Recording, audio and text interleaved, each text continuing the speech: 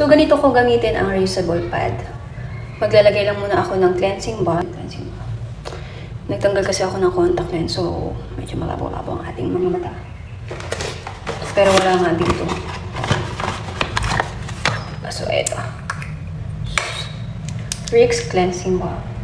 Bago pa. Ayan, wala pang bawas. So, ganun. Oh, ang dami.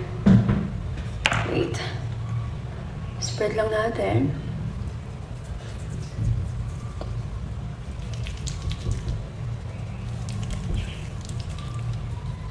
Sana pala nag-iilaw ako. Ginagamit ko siya para talagang ma-remove yung makeup.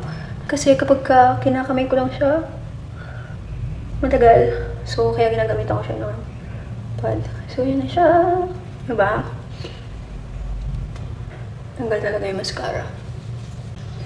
No, nangitim siya kanina, nakadapa ako.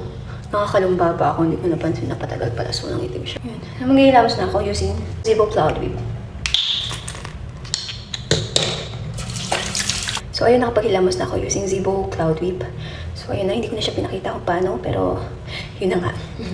After kong maghilamos and gamitin tong pad na to, nilalaban ko lang siya and then sampay ulit. And then next day, pwede ko na siya ulit gamitin. So, kapag may ganito ka, makakatipid ka sa paggamit ng wipes, ng tissue, o mga cotton. So, yeah. Yun lang. Dito siya galing sa cotton pa.